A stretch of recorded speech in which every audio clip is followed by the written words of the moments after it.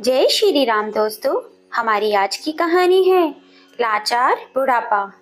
बहुत बड़े शोरूम के मालिक बलराम प्रसाद जी एयरपोर्ट के बाहर खड़े भयानक गर्मी में आते जाते लोगों को पानी की बोतल खरीदने के लिए उनके आगे हाथ जोड़कर रिक्वेस्ट कर रहे थे।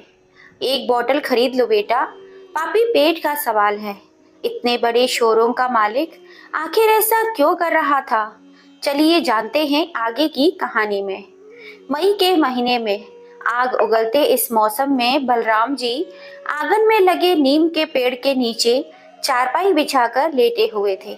पसीने से तरबतर आसमान की ओर निहारते हुए वे अपनी स्वर्गवासी पत्नी को याद करते हुए लगातार आंसू बहाए जा रहे थे। वैसे तो रात के 1 बज रहे थे, लेकिन उनकी आंखों से नींद जैसे गायब ही थी। नींद आती भी तो कैसे?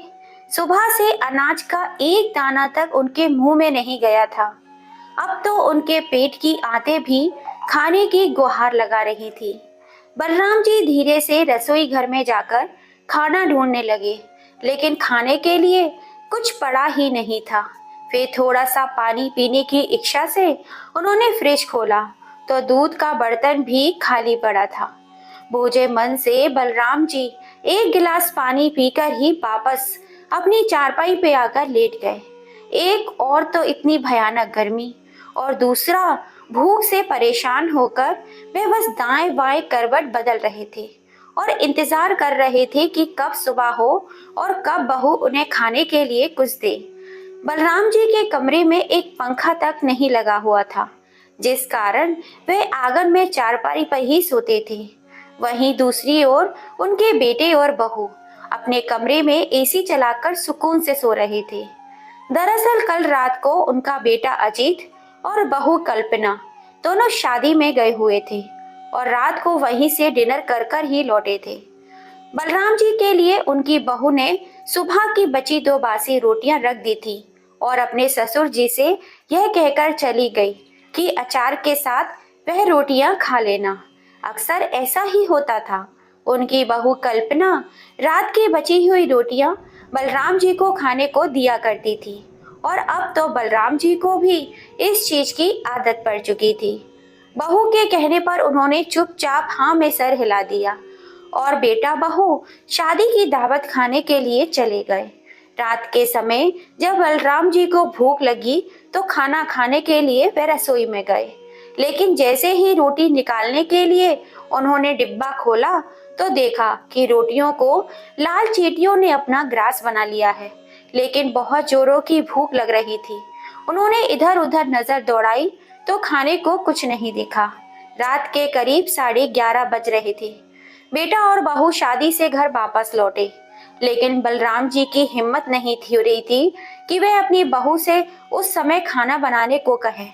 इसलिए वे चुपचाप अपनी चारपाई पर लेटे रहे और बेटा बहू अपने कमरे में सोने चले गए। लेकिन जैसे जैसे रात बीत रही थी, बलराम जी की भूख भी बढ़ती ही जा रही थी। भूख से तड़पते हुए उनकी आंख लग गई और सुबह कुकर की सीटी बजने के साथ उनकी आंख खुली। चारपाई से उठकर देखा तो उनकी बहू कल्पना रसोई घर में खाना बना रही थी। खाने की खुशबू से बलराम जी की भूख और भी तेज हो गई। दिल को एक संतुष्टि भी मिली कि चलो अब थोड़ी ही देर में स्वादिष्ट खाना खाने को मिलेगा।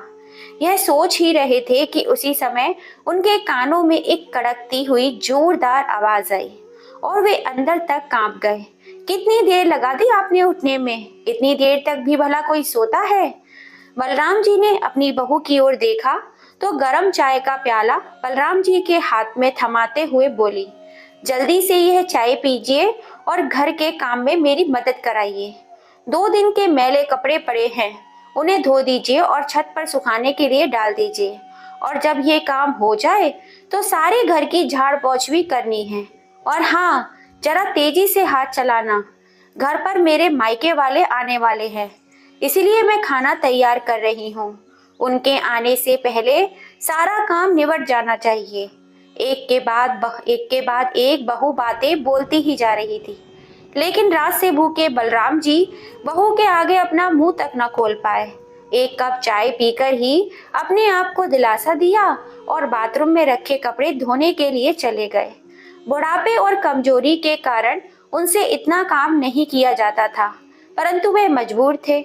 सारा काम करने के बाद बलराम जी हाँफते हुए अपनी बहू के पास आए और बोले, बहू, घर का सारा काम मैंने कर दिया है, अब मुझे बहुत जोरों की भूख लगी है। रात से कुछ नहीं खाया। रात को जो रोटियां तुम खाने के लिए रख कर गई थी, उन्हें लाल चींटियों ने अपना ग्रास बना लिया था, इसलिए मैंने उन रोटियों को नहीं खा पाया। तभी बहू तपाक से बोली, अच्छा, आप कहना क्या चाहते हैं? क्या मैं आपको बासी रोटियां देती हूँ? हे भगवान, अब यह इल्जाम लगाना भी बाकी रह गया था मुझ पर। शर्म नहीं आती आपको ऐसा झूठ बोलते हुए? मेरी एक बात कान खोल कर सुन लीजिए, जब तक मेरे मायके वाले आकर खाना नहीं खा लेते, तब तक मैं आपको कुछ नहीं देने वाली। अरे अगर खाना कम पड़ गया तो? अगर कुछ बच गया तो मैं आपको बाद में दे दूंगी। अब यह मेरे सर पर मत खड़े रहिए।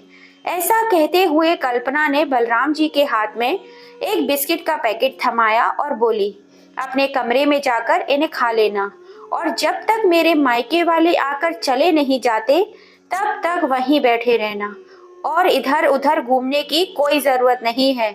और हाँ, आंगन में से अपनी चारपाई को भी उठा लीजिए, मेरे घर को कबाड़ खाना बना कर रखा हुआ है।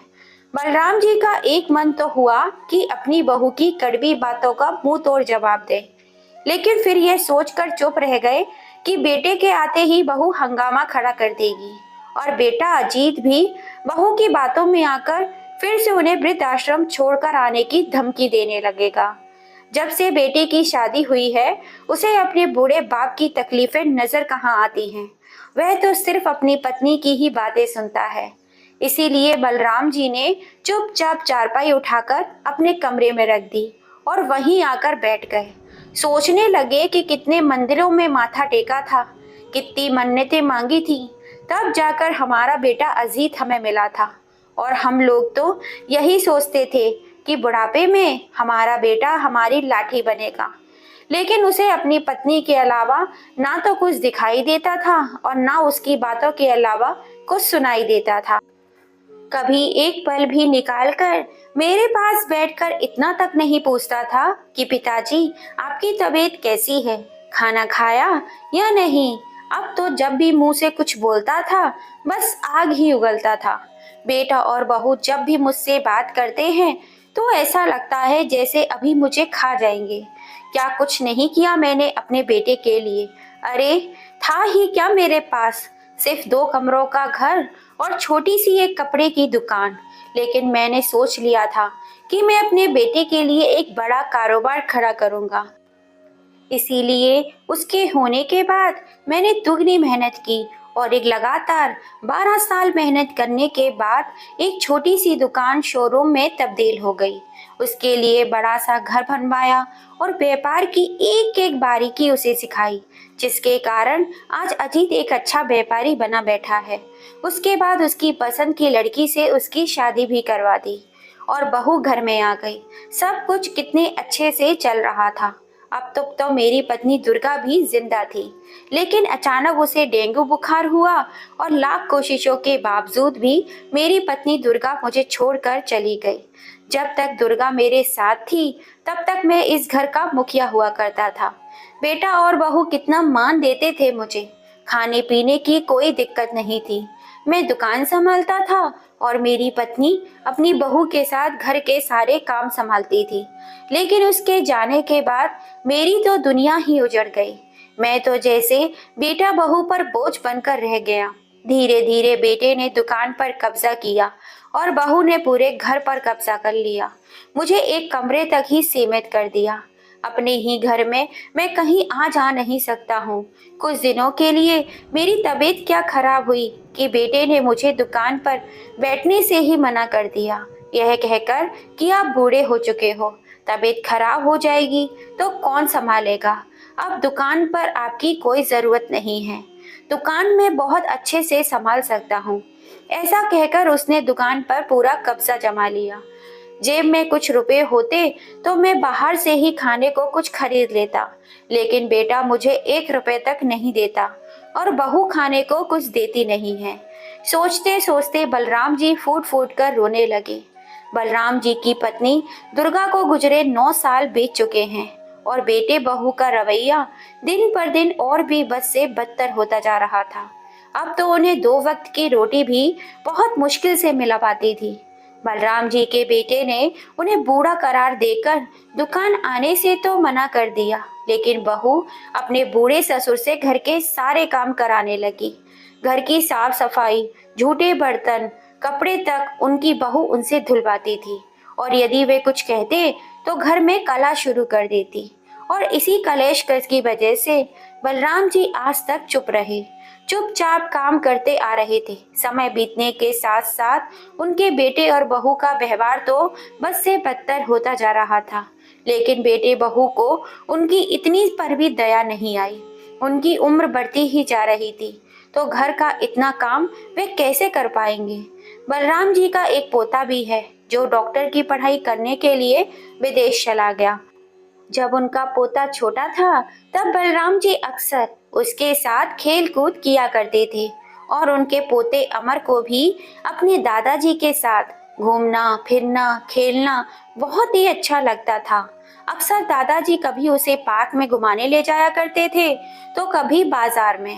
दादा पोते में प्यार इतना था कि जब तक रात में अपने दादाजी से वे कहानी नहीं सुन लेता था तब तक उसे नींद नहीं आती थी। स्कूल से आने के बाद भी अमर अपने स्कूल की सारी बातें अपने दादाजी के साथ ही साझा किया करता था।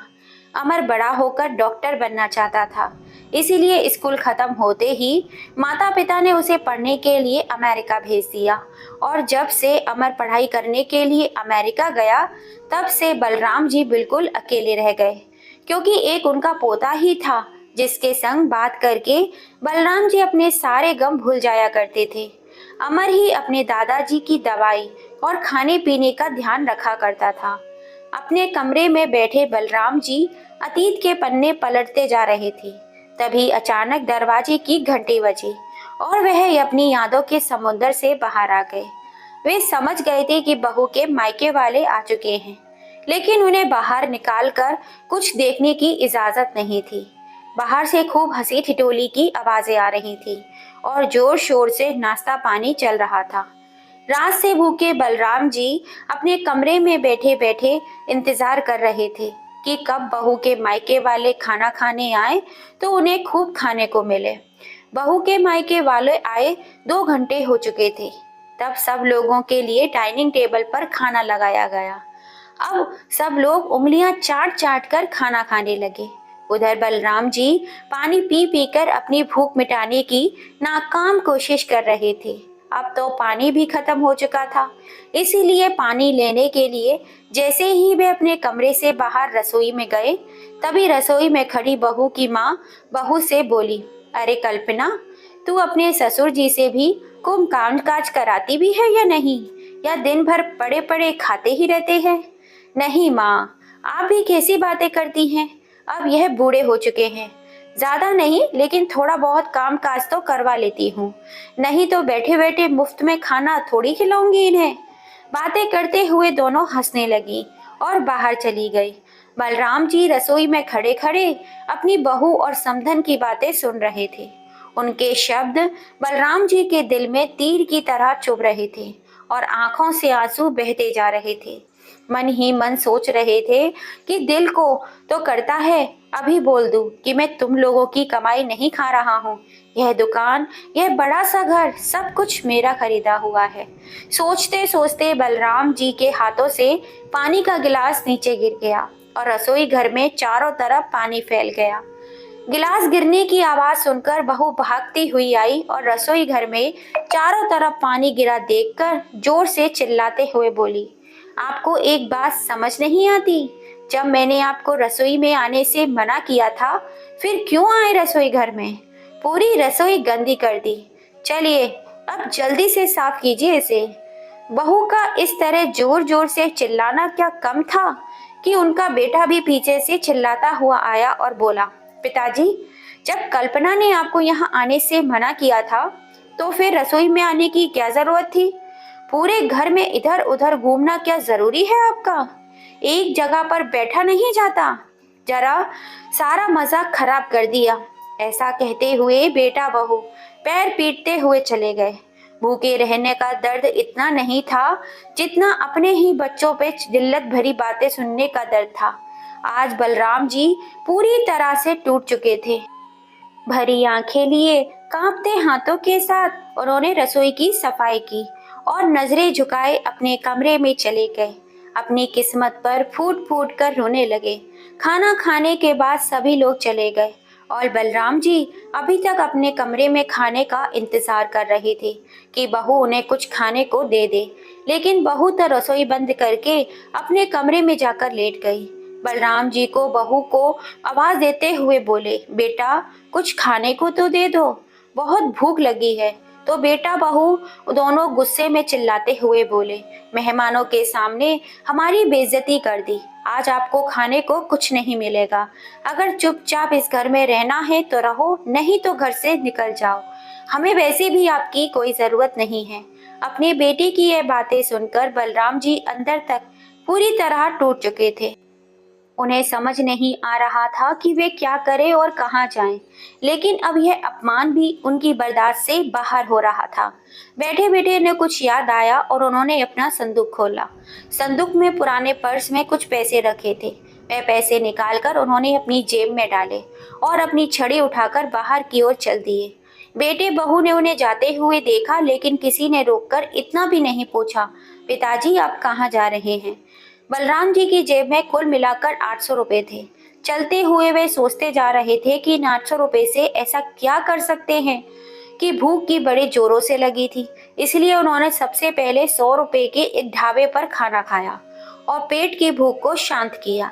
बलराम जी शुरू से ही एक सफल व्यापारी थे। वो बूढ़े जरूर हो चुके थे, लेकिन दिमाग अब भी बिजनेसमैन वाला ही था। बाकी के बचे 700 रुपए हाथ में लेकर सोचने लगे, ऐसा क्या किया जाए जिससे भूखे पेट भी ना सोना पड़े। बहुत सोच विचार करने के बाद उन्होंने बचे हुए पैसों से कुछ पानी की बोतल खरीदी और एयरपोर्ट के बाहर जाकर आने जाने वाले लोगों को बेचने के लिए खड़े हो गए। इतनी भयानक गर्मी में भी काफी देर तक पानी खरीदने के लिए कोई नहीं आया। गर्मी में खड़े खड़े वे पसीने से भीग रहे थे, लेकिन फिर भी उन्होंने हौसला बनाए रखा। इतनी भयानक गर्मी में दूसरों की प्यास बुझाने वाले बलराम जी खुद अपनी भूख प्यास से जूझ रहे थे। लेकिन इतनी बेबसी होने के बाद भी उन्होंने हिम्मत नहीं हारी। धीरे धीरे उनकी पानी की बोतल बिकने लगी और शाम होने तक सारी पानी की बोतल बिक गई और उन्हें 200 रुपए का फायदा भी हो गया। रात होने को थी तो घर लौटते हुए उन्होंने रास्ते में ढाबे से खाना खाया, क्योंकि उन्हें पता था कि घर पर बहू तो उन्हें खाने को कुछ देने वाली नहीं है। इसलिए खाना खाकर वे घर लौटे। अब हर रोज बलराम जी ऐसा ही करने लगे। वे बूढ़े हो गए थे, लेकिन उम्र में उन्हें मेहनत करने में कोई परेशानी नहीं होती थी। सुबह घर के सारे काम करने के पश्चात बलराम जी रोजाना पानी की बोतल बेचने के लिए एयरपोर्ट के बाहर जाकर खड़े हो जाते और बेटा बहू तो वैसे भी उनसे बात करना पसंद नहीं करते थे। इसलिए वे भी उनसे कोई भी बात न पूछते थे न बताते थे कि आप इतने समय के लिए कहाँ जाते हैं। बलराम जी के पास अपना खर्च करने के लिए कुछ पैसे इकट्ठे होने लगे और उन्हीं पैसों से वह भरपेट खाना भी खा लेते थे और कुछ पैसे बचा भी लेते थे। अब उन्हें हर छोटी मोटी चीज के लिए अपने बेटे बहू के आगे हाथ फैलाने नहीं पड़ते थे। ऐसा करते करते 6 महीने बीत गए। 6 महीने के बाद बलराम जी के पोते अमर की पढ़ाई भी पूरी हो चुकी थी। अब वह अपने मम्मी पापा और दादाजी को सरप्राइज देने के लिए इंडिया वापस आ रहा था। फ्लाइट में बैठे बैठे मन ही मन सोच रहा था कि मुझे अचानक अपने सामने देखकर मेरे मम्मी पापा कितने खुश हो जाएंगे और दादाजी तो मुझे गले से ही लगा लेंगे। आखिर इतने सालों बाद अपने बेस्ट फ्रेंड से जो मिलेंगे। अमर के साथ उसका एक दोस्त भी इंडिया वापस आ रहा था। दोनों दोस्त आपस में बैठकर बातें कर रहे थे। अमर अपने दोस्त को दादाजी के बारे में बता रहा था कि कैसे उसके विदेश जाने की बात सुनते ही उसके दादाजी की आंखों में आंसू आ गए थे और आज उसे अचानक अपने सामने देखकर उसके दादाजी खुशी का तो ठिकाना ही नहीं रहेगा। जैसे ही अमर अपने दोस्त के साथ एयरपोर्ट से बाहर निकला तो वहीं गेट के बाहर उसके दादाजी पानी की बोतल हाथ में लिए बेच रहे थे और रह रहकर अपने रुमाल से अपना पसीना पोंछ रहे थे। उसी समय अमर के दोस्त ने उससे कहा, अमर, यह तो तुम्हारे दादाजी लग रहे हैं। वे दोनों बलराम जी के नजदीक गए। जाकर देखा तो अमर की आंखें फटी की फटी रह गई, क्योंकि वह सचमुच उसके दादा ही जे थे। दादाजी आने जाने वाले लोगों को बुलाकर पानी की बोतल खरीदने की गुजारिश कर रहे थे। जैसे ही अमर उनके पास गया तो बिना देखे ही उन्होंने उसे बोला, यह पानी की बोतल खरीद ले बेटा। कितनी गर्मी है, प्यास लग रही होगी, कितनी दूर का सफर तय कर कर आए होंगे। उसी समय अमर की आंखों से झरझर आंसू बह निकले। भरे गले से अमर बोला, मुझे तो बस मेरे दादाजी चाहिए। अपने पोते की आवाज सुनकर बलराम जी ने जैसे ही नजरें उठाई तो सामने उनका पोता अमर खड़ा था। दोनों दादा पोता एक दूसरे से खूब कसकर गले मिले और फूट फूट कर रोने लगे। पास में खड़ा अमर का दोस्त भी ये सारा नजारा देख रहा था और उसकी आंखों से भी आंसू बह निकले। फिर अमर ने अपने दादाजी की ओर देखा तो वह पहले से भी बहुत ज्यादा कमजोर हो चुके थे। उनके चेहरे को देखते ही उसे प्रतीत हुआ कि मानो उन पर वेदनाओं के पहाड़ चकनाचूर हुए हो। भरे गले से पूछा, दादाजी, लेकिन आप यहाँ ऐसी हालत में पानी क्यों बेच रहे हैं? इस उम्र में तो आपको आराम करना चाहिए। अब आपको पानी बेचने की क्या जरूरत आन पड़ी? और मम्मी पापा कहाँ हैं? क्या उन्होंने आपको यह सब करने से मना नहीं किया? देखिए तो कितनी तेज गर्मी पड़ रही है और आप पसीने से पूरी तरह भीग चुके हैं। अगर आपको कुछ हो जाता तो मेरा क्या होता? मैं पहले ही अपनी दादी को खो चुका हूँ। आज इतने दिनों बाद अपने पोते के मुंह से अपनापन और प्यार भरे शब्द सुनकर बलराम जी फूट फूट कर रोने लगे। जैसे ही बलराम जी ने अपने पोते को अपने ऊपर हुए अत्याचारों के बारे में सब कुछ बताया तो अमर के पैरों तले जमीन खिसक गई। उसका सिर चकराने लगा। आज तक वह अपने जिन माता पिता को भगवान का दर्जा देता आया था, आज उनकी करतूत सुनकर वह दंग रह गया था। इंसान के भेष में कोई शैतान वाली हरकत भी कर सकता है, उसे यह बात मालूम नहीं थी। लेकिन अब अमर ने ठान लिया था कि जिन लोगों ने उसके दादाजी के साथ जानवरों से भी बदतर सलूक किया है, उन्हें वह सबक सिखा कर ही रहेगा। लेकिन सबसे पहले वह अपने दादाजी को एक बढ़िया से होटल में ले गया और वहां पर उन्हें स्वादिष्ट खाना खिलाया और उसके बाद उस होटल में उनके लिए एक आरामदायक कमरा बुक करा दिया और उनकी सभी जरूरत की चीजें उनके पास रखवा दी। थोड़ी देर बाद उनके साथ समय बिताया और फिर बोला, दादाजी, आप यहाँ आराम से रहिए, मैं बीच बीच में आकर आपसे मिलता रहूंगा। आपके लिए खाना वेटर लेकर आपके कमरे में ही आ जाएगा, आपको कहीं जाने की जरूरत नहीं होगी। ऐसा कहकर अमर अपने घर की ओर चल दिया। जैसे ही अमर घर पहुंचा तो उसे अपने सामने खड़ा देखकर उसकी माँ बहुत खुश हो गई और बोली, अरे बेटा, तुमने बताया नहीं कि तुम भारत वापस आ रहे हो। हमें बताते तो हम तुम्हारे स्वागत की अच्छी सी तैयारी करके रखते। फिर अमर अपनी माँ की आंखों में आंखें डालते हुए गंभीर स्वर में बोला, लेकिन अगर मैं पहले बता देता तो मैं सब कैसे देखता जो आज मैंने अपनी आंखों से देखा है। तभी कल्पना जल्दी से अपने पति को आवाज लगाते हुए बोली, अजी देखिए तो, हमारा बेटा आया है। कुछ ही सालों में कितना बड़ा हो गया है। आंखों में खुशी के आंसू लिए जैसे ही कल्पना अपने बेटे को गले लगाने लगी, तभी अमर ने अपनी माँ का हाथ पीछे झटक दिया और बोला, माँ, पहले मुझे ये बताओ कि दादाजी कहाँ हैं और वे घर में नजर क्यों नहीं आ रहे हैं। ऐसा कहते हुए अमर अपने दादाजी के कमरे में चला गया, लेकिन दादाजी वहां नहीं थे। यह उसे भी मालूम था। वह तो बस अपने माता पिता के सामने नाटक कर रहा था। तभी कल्पना घबराई सी उसके पीछे पीछे गई और फीकी सी हंसी लिए हुए बोली, अरे बेटा, तुझे तो मालूम है तेरे दादाजी कुछ काम धाम तो करते नहीं हैं, बस सारा दिन खाते पीते ही रहते हैं और कमरे में पड़े पड़े बोर होते रहते हैं। इसलिए हमने ही उन्हें कहा था कि कभी कभार बाहर भी चले जाया करो, नहीं तो हड्डियां जाम हो जाएंगी। अब माँ के मुंह से ऐसी बातें सुनकर अमर की हैरानी का ठिकाना ना रहा। सुबह से रात हो चुकी थी, लेकिन बलराम जी अभी तक घर नहीं लौटे थे। तब अमन ने अपने पिता से पूछा, पापा, दादाजी अभी तक घर क्यों नहीं लौटे? क्या आपको उन्होंने कुछ नहीं बताया कि वे कहाँ जा रहे हैं? अरे बेटा, कभी कभी तेरे दादाजी अपने दोस्त के घर भी चले जाते हैं, तो वहीं पर एक दो दिन लगा लेते हैं। चिंता करने की कोई जरूरत नहीं है। रात बहुत हो चुकी है, अब तुम अपने कमरे में जाकर सो जाओ।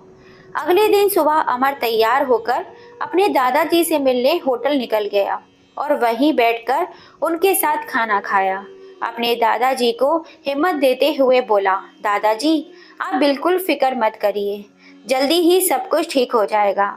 उसके बाद अमर अपने दादाजी को लेकर घर पहुंचा तो उनके बेटा बहू उन दोनों को एक साथ देखकर हक्के बक्के रह गए। तभी कल्पना ने हड़बड़ाते हुए अपने बेटे से पूछा, अरे बेटा, तुम्हें दादाजी कहाँ मिले? तो अमर अपने चेहरे पर नफरत लिए अपनी माँ की ओर देखते हुए बोला, आपने तो मुझे सही ढंग से बताया ही नहीं कि दादाजी कहाँ गए हैं, लेकिन मैंने अपने दादाजी को ढूंढ ही लिया। तो बेटे की बात सुनकर दोनों माता पिता उससे नजरें चुराने लगे। तो अमर बोला, शर्म आती है मुझे आप दोनों को अपना माता पिता कहते हुए। इतने एहसान फरामोश लोग हैं आप, झूठ पर झूठ बोलते ही जा रहे थे। क्या आप जानते हैं कि कल मैंने एयरपोर्ट के बाहर अपने दादाजी को पानी की बोतल बेचते हुए देखा। अगर मैंने ये सब कुछ ना देखा होता तो मेरे सामने आपकी असलियत कभी ना आती। अरे कहा जाता है कि महिलाएं नरम दिल की होती हैं, लेकिन आप एक औरत होकर अपने पिता समान इंसान के साथ ऐसा कैसे कर सकती हैं? और पापा, आप अपने पिता को सताकर आपको नर्क में भी जगह नहीं मिलेगी। एक बेटा होते हुए आप अपने बूढ़े पिता की तकलीफ नहीं समझ पाए। कल को अगर यही सलूक मैं आप दोनों के साथ करूं तो आपको कैसा लगेगा? और आप शायद भूल गए थे कि यह बड़ा सा घर और दुकान जिस पर आप कब्जा कर कर बैठे हुए हो, वह सब मेरे दादाजी का ही है। और आपने उन्हीं पिता को अपनी बची हुई रात की सूखी रोटियां खिलाई, उनके कमरे में एक एसी तो छोड़ो, पंखा तक नहीं लगवाया। अरे ऐसा सुलूक कोई अपने घर के नौकर के साथ भी नहीं करता, जैसा आपने अपने बूढ़े पिता के साथ किया है। इस बात की सजा तो आपको मिलनी ही चाहिए। उसी समय पुलिस इंस्पेक्टर घर पर पहुंच गए। तभी अमर बोला, यहाँ आने से पहले हमने आप दोनों के खिलाफ पुलिस स्टेशन में रिपोर्ट दर्ज करवा दी थी। इंस्पेक्टर को देखते ही अजीत और कल्पना पिता के सामने हाथ जोड़कर खड़े हो गए। हमें माफ कर दीजिए पिताजी, हमसे बहुत बड़ी गलती हो गई, आइंदा ऐसा कभी कुछ नहीं करेंगे। उसी समय एक जोरदार चांटे की आवाज आई और अपने गाल पर पड़े इस तमाचे के कारण अजीत जमीन पर गिर पड़ा। तभी बलराम जी बोले, अरे ऐसी औलाद से तो वे औलाद रहना ज्यादा बेहतर है। इन दोनों को ले जाइए इंस्पेक्टर साहब। पिता के मुंह से यह बात सुनते ही वे दोनों माफी के लिए गिड़गिड़ाने लगे। जैसे ही पुलिस वाले उन्हें जबरदस्ती बाहर की ओर ले जाने लगे, तभी बलराम जी ने देखा कि उनके पोते अमर की आंखों में आंसू थे। उसी समय वे बोले, इंस्पेक्टर साहब, मैं अपनी कंप्लेंट वापस लेता हूँ, इन दोनों को छोड़ दीजिए। उसके बाद इंस्पेक्टर ने अजीत और कल्पना को चेतावनी देते हुए कहा, बुढ़ापा तो सभी का आना है। आज आपके पिताजी बूढ़े हैं, कल आप लोग भी बूढ़े होंगे और जैसा आप करेंगे वैसा ही आपको भी मिलेगा। यह बात हमेशा याद रखना। इतना कहकर इंस्पेक्टर साहब वहां से चले गए और अमर अपने दादाजी के गले लग पड़ा। उस दिन के बाद से बलराम जी के बेटा और बहू उनका खूब अच्छे से ख्याल रखने लगे। उनकी हर छोटी से छोटी जरूरत और खाने पीने का ध्यान वे बहुत ही अच्छे से रख रहे थे। अब बलराम जी अपने घर पर बहुत शांति से रहते थे। और हर पल अपने पोते को दिल से आशीर्वाद देते थे। तो दोस्तों, अपने पोते की खातिर बलराम जी ने अपने बेटे बहू को माफ करके सही किया या गलत? अपनी राय हमें कमेंट करके जरूर बताइएगा। कहानी पसंद आई हो तो ज्यादा से ज्यादा इसे अपने फैमिली फ्रेंड में शेयर कीजिएगा, लाइक कीजिएगा, और अगर अभी तक सब्सक्राइब नहीं किया है तो जल्दी से कर लीजिए। फिर मिलेंगे आपसे ऐसी ही किसी कहानी के साथ। जय श्री राम।